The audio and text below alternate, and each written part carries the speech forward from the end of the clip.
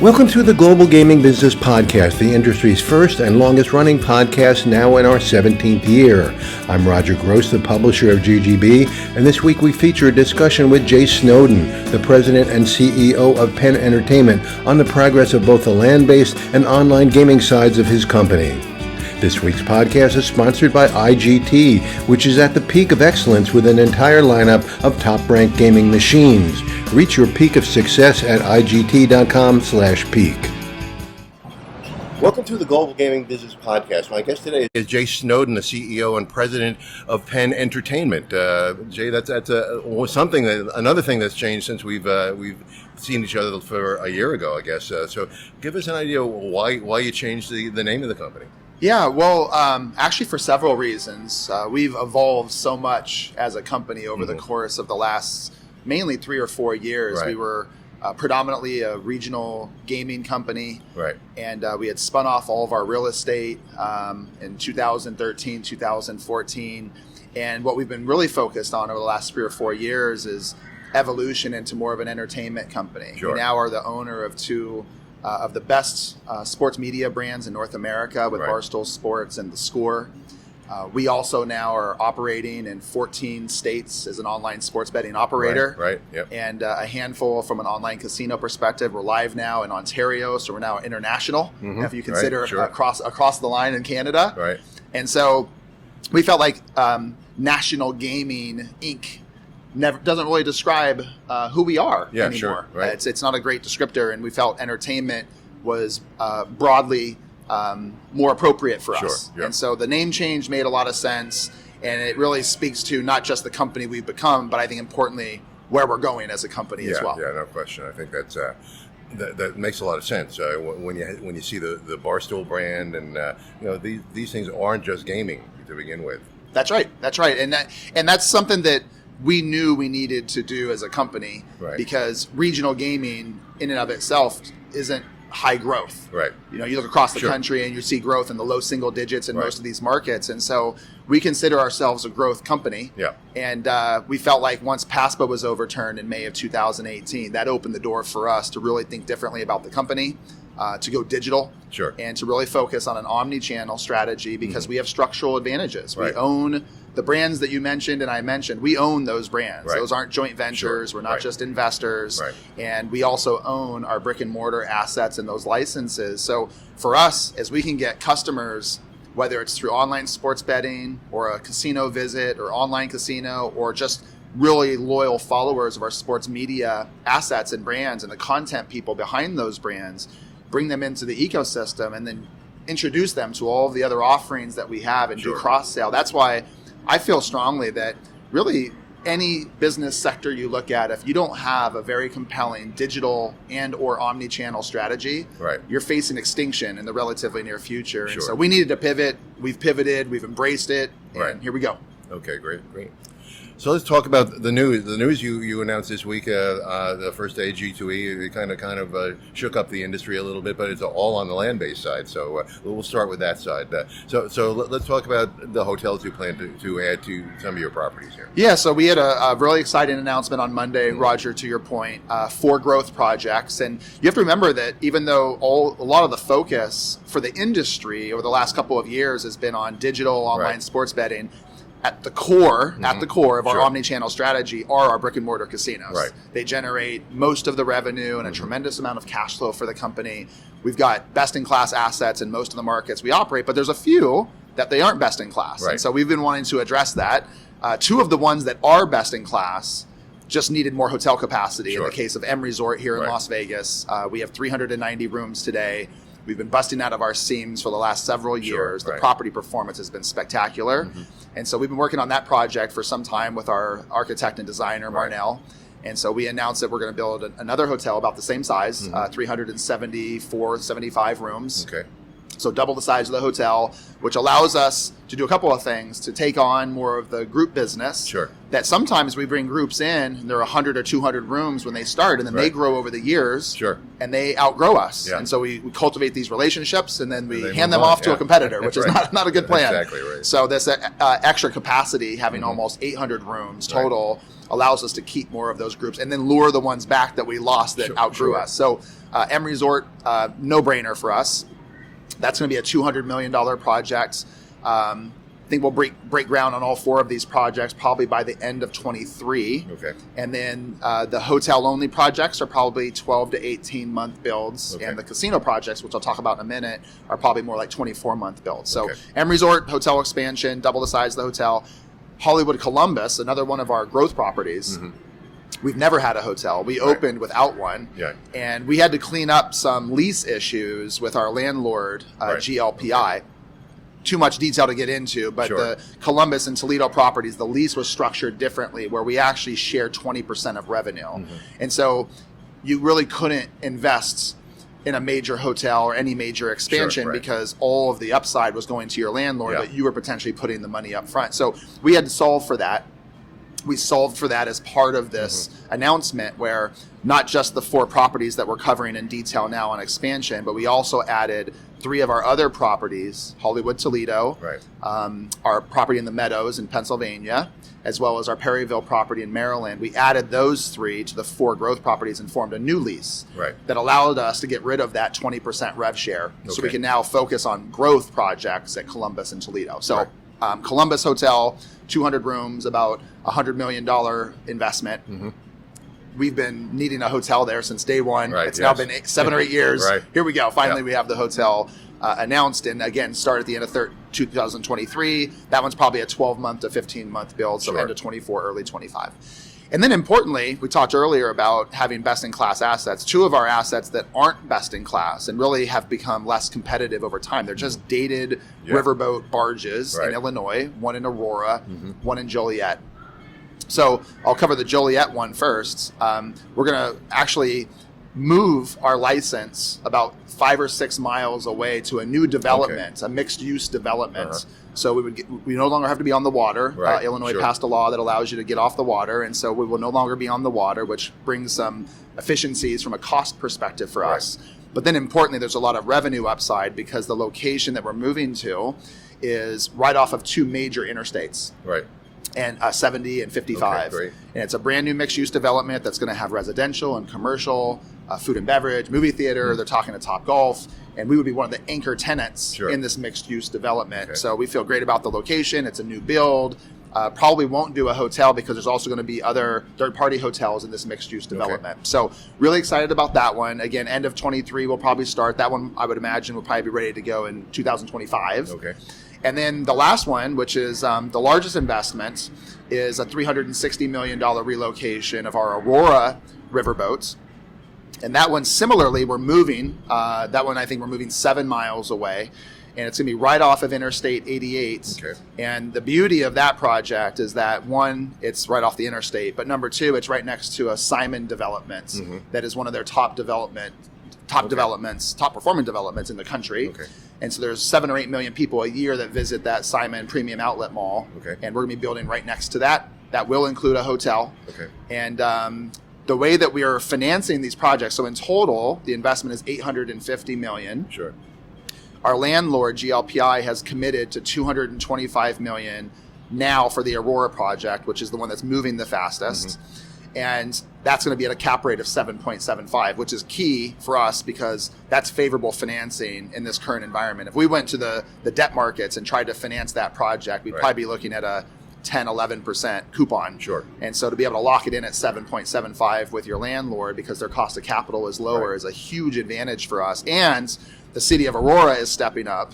The mayor there has been a fantastic partner for us, and they're putting $50 million in the form of a bond toward this project as well. So $360 million turned into $310 million because of the bonds, and then $225 million of that is going to be financed by our landlord. So Penn is going to have to put $85 million of debt on the balance sheet, or we can use our $1.7 billion in cash that we have on the balance sheet right now to move forward with what is a very exciting project. And the other 3 that I mentioned already, we can choose at whatever point in time we want to, whether we want to take GLPI's favored financing or if we want to finance those ourselves. Okay, great.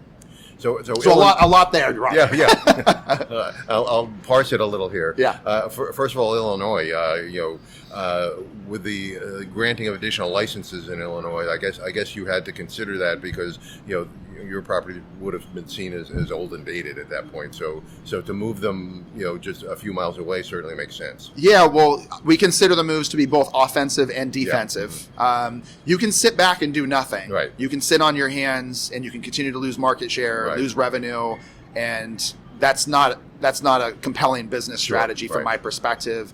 I think for us to be able to relocate, so this is not just hey, the riverboat barges are old, we need to build something new, but build them at the same location. Right. This is a brand new build at favorable locations. Right. And so even though there's new supply coming into Illinois, we believe, especially with the Bally's expansion in downtown Chicago, that's not going to affect us. We're in the suburbs. Right. So what this does is make us a lot more competitive in Joliet. We have one other competitor in Joliet. This is going to make us, I think, more formidable there. Right.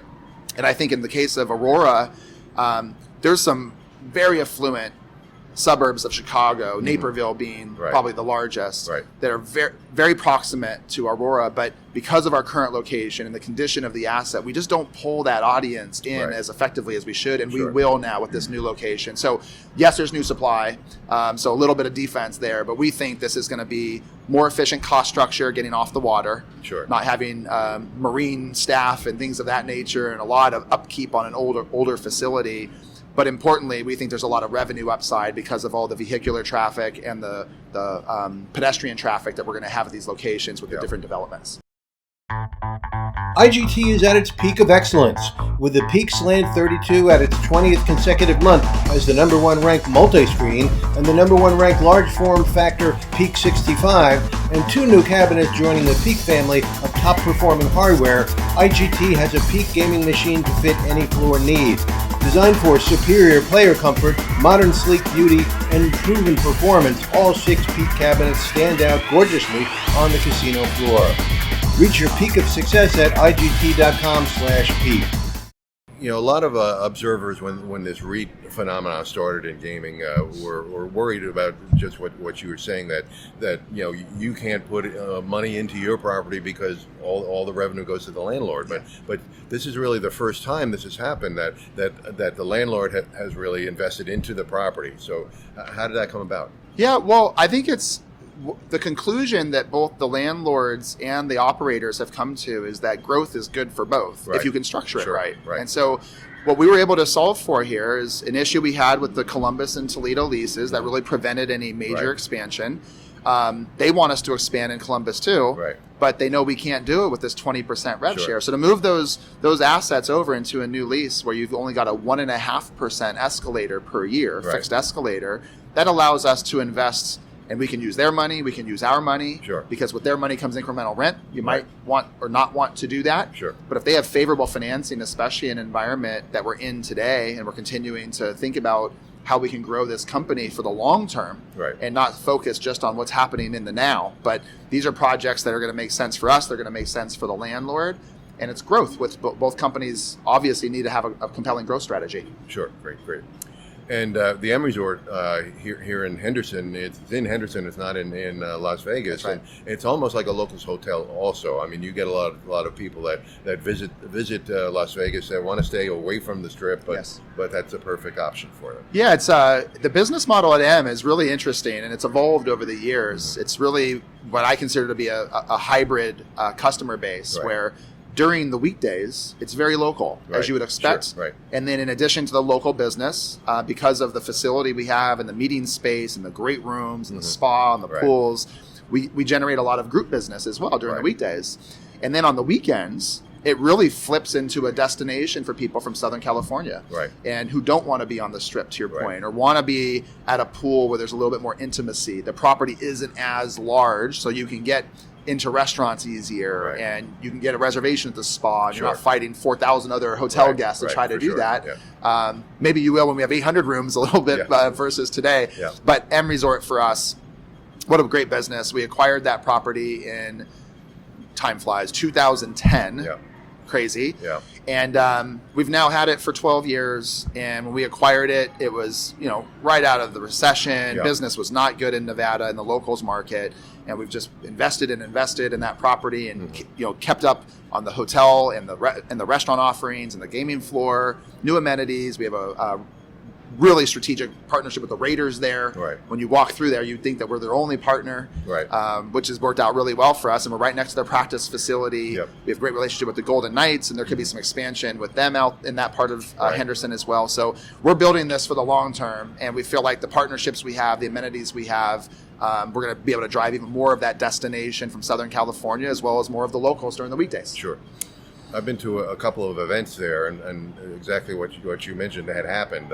They outgrew the M and had to move to another hotel. But it's great meeting facilities there. There's a bubble, which is like the big sprung structure. Yeah, right. Yeah, which is kind of more exhibition style. We do concerts in sure. there. If we do larger groups that need exhibition space, like here at G2E. Sure. That's where we usually do that, is in the sprung structure. We are, as part of the hotel expansion, going to be expanding by 10, I don't recall if it's 10 or 15,000 square feet, our meeting space, so we have more ballroom space as well. So we're continuing to grow that group business in addition to all the locals business we talked about. And you'll continue to use the sprung structure then? We will, absolutely. Probably even more so once we have the additional hotel capacity, because we'll have more exhibition as opposed to just smaller groups. Right, okay, great. So you just got out of a deal at the Tropicana where you sold the operations to Bally's. Yes. Is there any desire to come to the Strip at any point? Always a desire. Yeah. I think for us, what we've learned, Roger, over the years is that it really has to check several boxes. Right. You need to find an asset or assets that have great location, right. That have a compelling brand and a following, that have a database that hopefully they own and they don't share with lots of other properties. Right. And this is always the issue when we've talked about, if you're going to ever acquire a property, I'm not saying any are on the market right now, but if you're going to look at a property owned by one of our larger competitors and they have 5, 6, 7 on the Strip, you always have to worry about the reverse synergies. Yeah, so when you go in and they unplug their loyalty program and they have other assets they can cross-sell those customers to, what is the real run rate of revenue and EBITDA for those properties? So you have to you have to really be, I think, deep in your analysis and thorough in your analysis of what really are you acquiring. Right. So I think the price has to be right, the location has to be right, the brand and the audience, the loyalty program and the ownership of that loyalty program have to be right. And I think ideally you'd have more than one. Sure. Customers we know when they visit Vegas, they come for 4 or 5 days and they visit 4 or 5 properties and they like to walk around. So I think if you only have one, if it's one of the premier properties, you can probably get away with it. Right. Venetian, Palazzo, or Wynn, Encore, Cosmo, those are, I think you can give people enough to do even over 3 or 4 days. Sure. But ideally, you'd probably have multiple. But, there has to be a seller, and they have to be willing to sell at a price that the buyer wants to buy. Of course. So I think strategically, Roger, we know that hub and spoke model works. Right. MGM and Caesars have been proving that for years. Sure. I worked for Caesars for 12 years. Right. I know it works. Yes. And we would love to have a great asset or assets on the Strip, but the stars have to line up. Yeah. And right now, there's no stars to line up for us there, and we'll see down the road. Yeah, and as long as the M Resort is a great business for you, why not bump into that for sure? Absolutely. I mean, the M Resort solves lots of things for us, including having a destination for our customers throughout the country in these regional markets in the Midwest and down south and the Northeast. And when they go to Vegas, they have options to stay with us. And I think with the additional hotel capacity and other non-gaming amenities that we'll be adding, it's even more compelling to stay at the M Resort. And a lot of our customers, to the point you made earlier, when they come to Vegas, they actually like to stay off the Strip. Yeah. And maybe the trip is only for 2 or 3 days versus 5 days, but the M is a perfect destination for that type of customer. And you've got shuttles running all the time, right, to bring them to the Strip? Of course. Anytime the customers want to get to the Strip, then we make that happen seamlessly. Yeah, great. So let's move to the omni-channel. Let's talk about the system side first. You bought a company in the UK called GameSys, and Bally's did that one. I'm sorry. Yes, we were the score in Canada for the technology. Right. Yeah. So let's talk about the score. I mean, with Ontario going full steam right now. That's right. That seemed to be a really smart buy. I mean, for us, Roger, it was really the strategic rationale was threefold. Right. One, we've already seen the value early on with the owning a major sports media asset like Barstool Sports, and the Score in Ontario, really throughout Canada, is bigger than ESPN. Sure. Right. So and we've had a relationship with the Levy family at the Score because they were one of our skin partners here in the U.S. So we actually had them, they would operate off of some of our licenses from a sports betting perspective. And we thought they did an amazing job and an amazing brand. So for us, the sports media was compelling. Number two, the brand up there, as strong as it is, and we knew that Ontario was legalizing online sports betting and online casino. The brands we have in the U.S., even including Barstool Sports, though relevant in Canada, are not as strong in Canada, obviously, as they are here in the U.S. So we felt like this was a great opportunity for us to lead with a brand and a loyal audience on the sports media side, because we've seen it work here in the U.S. So let's do the same thing in Canada. And we're live there since April, and it's already turned into our number one market in North America for both online sports betting and online casino. That's so one of the top three market share leaders in Ontario, right? They only announced early on what the results have been for the first quarter, and it was in the aggregates. So I don't know where we sit. I know our market share is low double digit, which is great for us.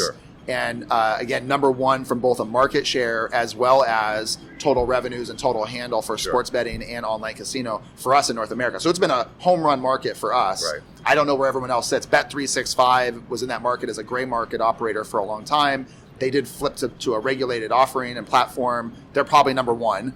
And then we're probably somewhere in that mix of two or three with FanDuel or DraftKings. We haven't seen the exact numbers come out yet, but we're positioned very well there. And then, of course, the main strategic rationale for that acquisition was the question you were getting to, which is it's a technology company.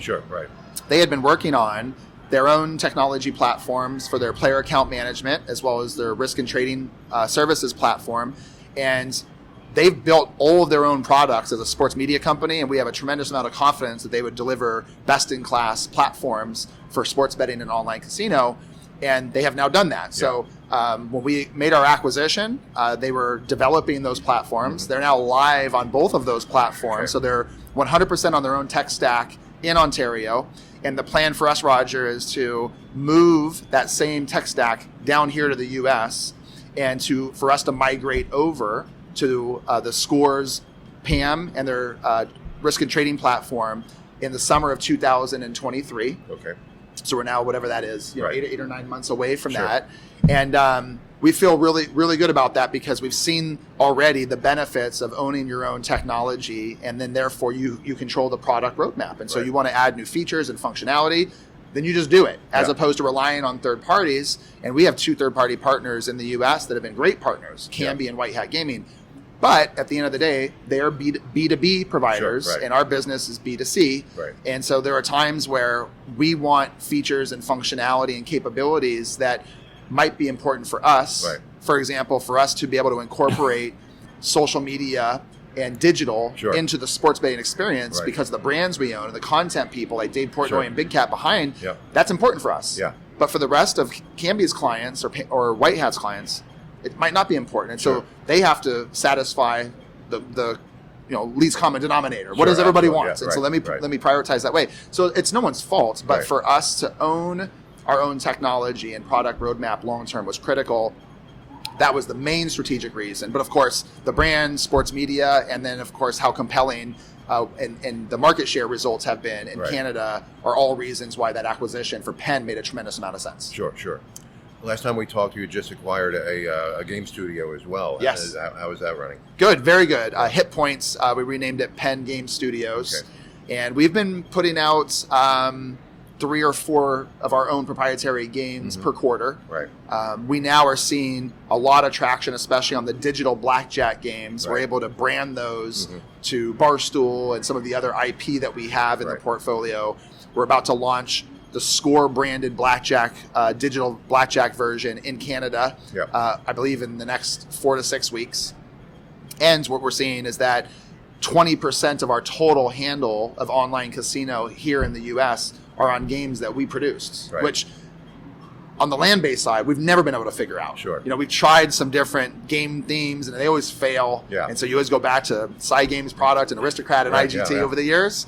And online, customers are willing to try different types of games that they wouldn't try inside of a casino. I think some of that's demographic difference is Right. you have younger people online than you do on average in your Sure. casinos, and they're going to try out the games that are providing good content and are maybe associated with brands that they identify with, like Sure. Barstool and like The Score. Sure. And you can always put them higher on your website, As we do. which is a big big drawback for anybody who's trying to get their content out there. They're No always question. at the bottom. Yeah. And look, we have great content Yeah. partners, Sure. all the ones we mentioned, Side Games, Right, IGT, Aristocrat, but there's economic differences with games absolutely, that you yeah. produce and offer Sure. versus ones that you have to pay rev shares on. Right. So we're definitely going to highlight the ones that we've created ourselves first. Okay, great. So let's talk about your big brand, Barstool. It's becoming more prevalent. I see it on Instagram all the time, Yes. and all the characters on there is just amazing. I have to watch the pizza thing every time it comes up. Yes, I do too. Yeah. Dave's very entertaining. Yeah, he is. But so you told me last time that you were committed to buying the entire company, and indeed you've done that. Yes. So what was the rationale to really? You did it very quickly. It was even before the deadline, correct? Well, we yes and no. We had a 6-month notification Right, requirement. okay. So we were notifying Okay. the current owners of Right. of Barstool that we don't own. So we own Right. 36% today. Right. We had to notify the owners of the other 64% that we were planning to exercise Okay. our call option to acquire the rest of Sure. Barstool. So that will actually happen in February. Yep.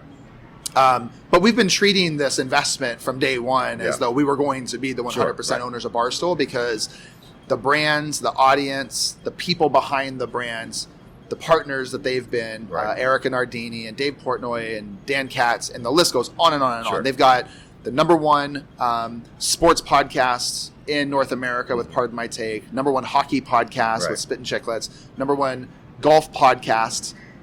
It's amazing. And I think, Roger, what's interesting is that there's more, I think people notice it more, maybe because it was a little bit behind the scenes, and now Right. that it's part of a public company, Sure. people notice it more.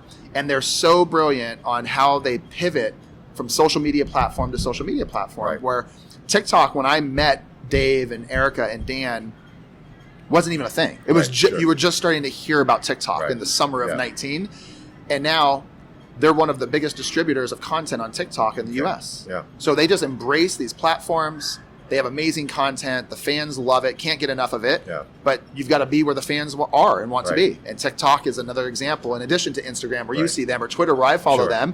We're on all of them. Yeah. And so for us, given not only where we are today in terms of sports betting being a big opportunity in front of us, and online casino, and just digital overall, Barstool Sports, obviously, great brand to have, great people behind the brand. And for us, it also makes our audience and our user base and our database so much younger, Right. right? So that core audience with Barstool is 21 to 35, 39 years old. The average age of our brick and mortar casino customer was always early 50s. Right. So what we've seen between the result of the pandemic and there being more limited forms of entertainment, and there was no movie, you couldn't go to the movies, you couldn't go to Sure. a concert, you couldn't go to a sporting event, you couldn't go to Right. a bar. Right. And so casinos were open. Sure. And we saw younger people come in.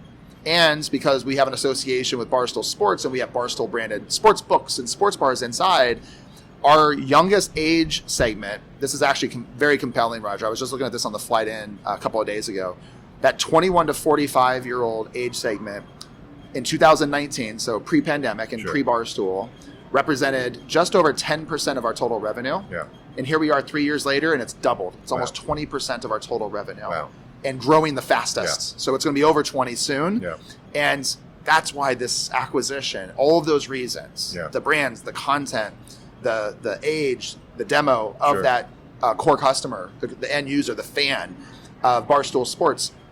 And the Score is a beautiful sweet spot for us, right in the middle. Yeah. So the average age of a Score fan and app user is in their 30s and 40s. So you've got the 20s and early 30s Right. covered with Barstool. You've got the 30s and 40s covered with the Score. And then you got 50 plus on average in your brick and mortar casino, although Right. that's getting younger. Yeah, I'm but sure. we really have all of the different Yeah. age and demographics covered between the brands that we have and the digital offerings and the land-based offerings.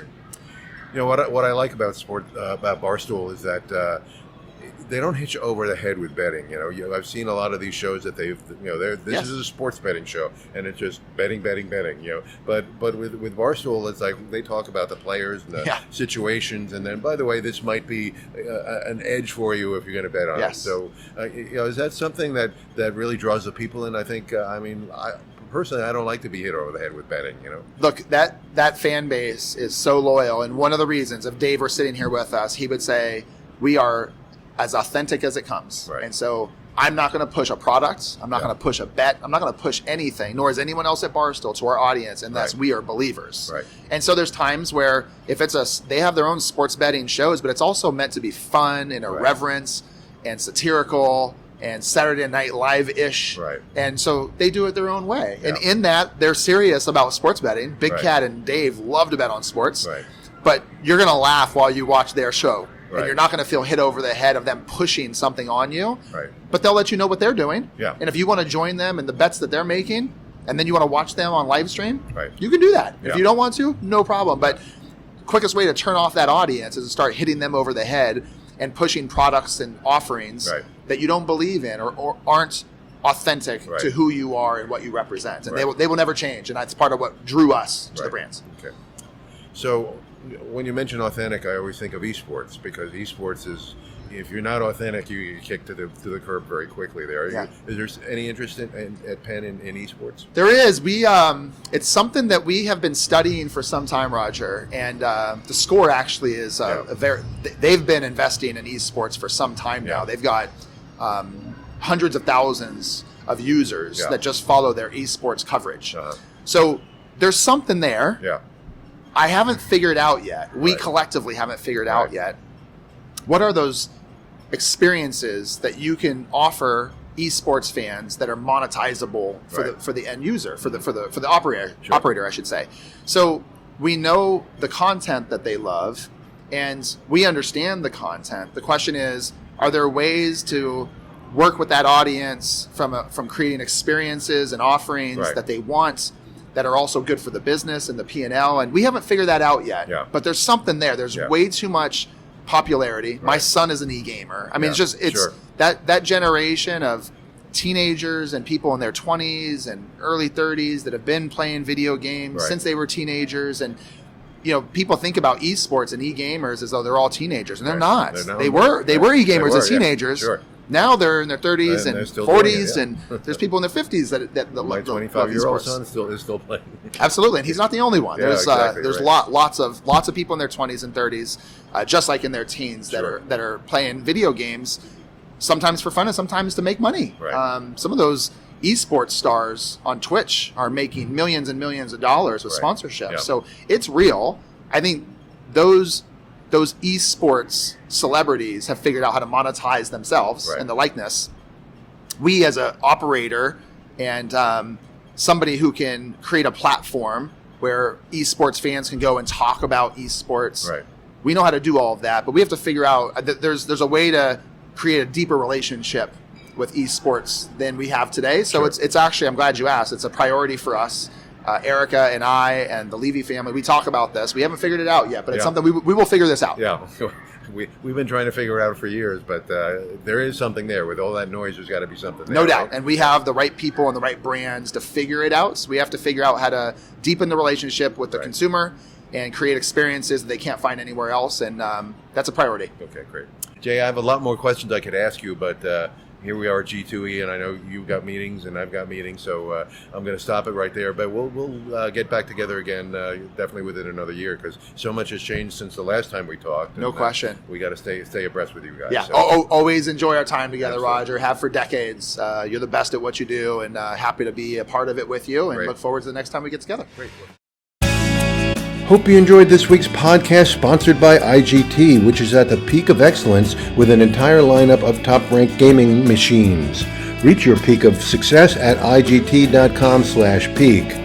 To learn more about Penn Entertainment and its quest to control both land-based and online gaming, visit GGBmagazine.com. Subscribe to GGB News to get all the news of the gaming industry delivered to your desktop every Monday morning. Sign up at ggbnews.com and use the coupon code GGB180 for a free subscription. Don't miss a single episode of the podcast. Subscribe on Amazon, Apple Podcasts, or Spotify today. So we'll see you next time on the GGB Podcast.